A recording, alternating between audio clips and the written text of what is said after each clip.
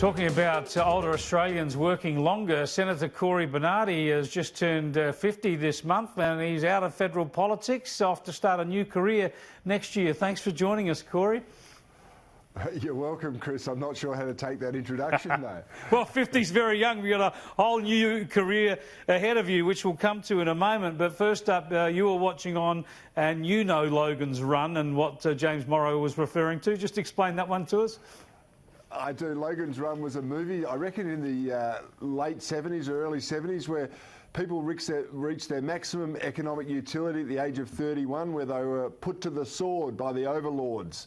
And Logan was a bloke who went on the run to escape it, and it was a really good film. And when I was 10 or 12, I thought, my goodness, 30 is very, very old. It doesn't seem so much so now. Yeah, it does indeed.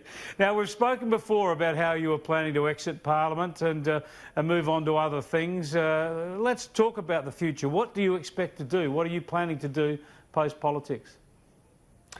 Well, Chris, there are no firm plans. I really wanted to clear the decks and enter 2020 with no agenda other than thinking about the next year or the next decade or so. I've really enjoyed my commentary here with Sky, and I don't know whether something might open up in that space.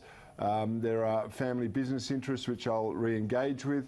And, you know, my first love has always been, I suppose, in some respects, the financial markets. And so I'm having a chat with some people about some opportunities there. Yeah, my tip there would be to get into renewable energy. There's plenty of government money always being tipped into the renewable sector. We're going to be tight for time. I want to put to you the toughest point about your political career and see what you have to say about that. Of course, your Senate spot will be taken by the Liberal Party because you were elected as a Liberal. Now, despite all the things you've achieved in the public debate, how heavily does that guilt or burden weigh upon you that you were elected by South Australian voters as a Liberal and you were a turncoat then, abandoned the party and took the seat as a prize of your own as an independent? Now, I noticed the term turncoat. It was used in the Australian the other day as well. And a turncoat is someone who leaves from one side and chooses an opposing side. The difference in that, Chris, is that I haven't changed at all.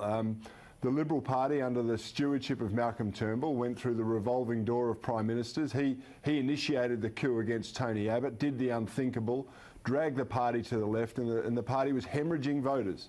The simple fact that I thought that the end could be nigh, that I didn't want to vacate the Senate crossbenches to an unprincipled bunch of opportunists, and the fact that we started an organisation from 0 to 20,000 suggested there might have been a need for it. So rather than failing the Liberal Party,